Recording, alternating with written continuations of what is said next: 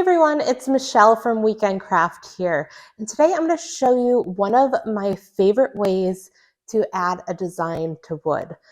We're going to learn how to add iron-on vinyl onto a wooden base. So this is just a pineapple sign I got from Dollar Spot last year, and we're going to be adding this heart embellishment onto it.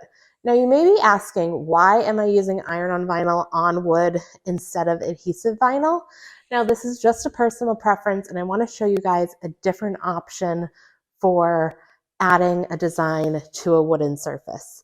So using iron-on vinyl on wood, you don't have to use transfer tape to add it onto it, and it's much easier to weed, especially an intricate design like this with iron-on. Lastly, you get a great seal with the heat between the iron-on vinyl and the wood. It's just a nice tight seal. So if you are also making a sign, using iron-on vinyl is a great alternative to adhesive vinyl as well. Also, you may just have a ton of iron-on vinyl and you want to use your stash. This is a great way to do that as well. So let's jump right into this project and let me show you how to add iron-on vinyl with your Cricut to a wooden blank. Now we have our iron-on vinyl. This is Caesar Easy Weed, and then we have our pineapple blank and our heat press. We're going to cut our vinyl, our iron-on vinyl, down to size just to get rid of some of the excess and to be able to save the scraps. And in design space, I'm going to put this on our mat. It's going to be a 12 by 12 mat, and we're going to make sure to mirror the design. Click continue. And we're going to connect to our Cricut machine. I'm setting the base to everyday iron-on.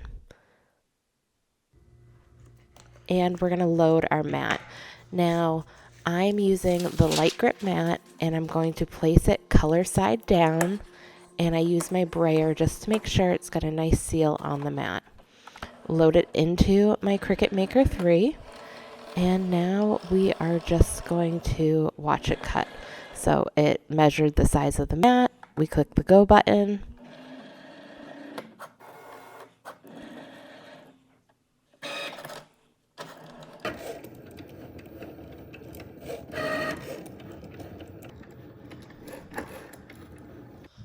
Once it's done, we're going to remove our mat. And then we are going to remove the excess vinyl. This is called weeding, and it's really pretty simple with iron-on vinyl. It's one of the advantages of using it, is how easy that it is to weed. Flip over your mat and remove your design.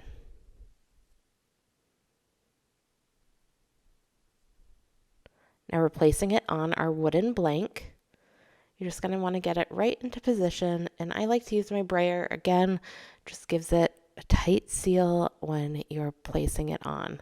So this is a Teflon sheet. I'm adding it over just for a little bit extra protection, and we're starting at 300 degrees Fahrenheit for 40 seconds. Now we're going to have to press this a couple times, but I like starting at 300 degrees for 40 seconds. So this is cool to touch, and we're going to peel this back a bit. Now I ended up pressing this twice. So this is 300 degrees for 40 seconds twice, and I checked it in between, and here it is once it was fully pressed. Now it's got a nice seal to the iron-on, and I'm just finishing this off. I wanted to do kind of mixed media and paint the pineapple leaves. So I'm painting them here. I'm just doing it freehand. I actually really love how this came out. It's like a nice modern geometric. I was just following the shape of the pineapple leaves.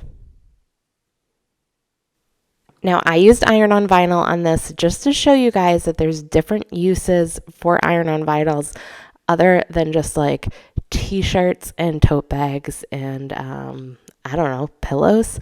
So you could definitely do this project with permanent vinyl. I just love the look of this. I love how easy it is to weed, and I love the tight seal you get when you iron on vinyl onto wood.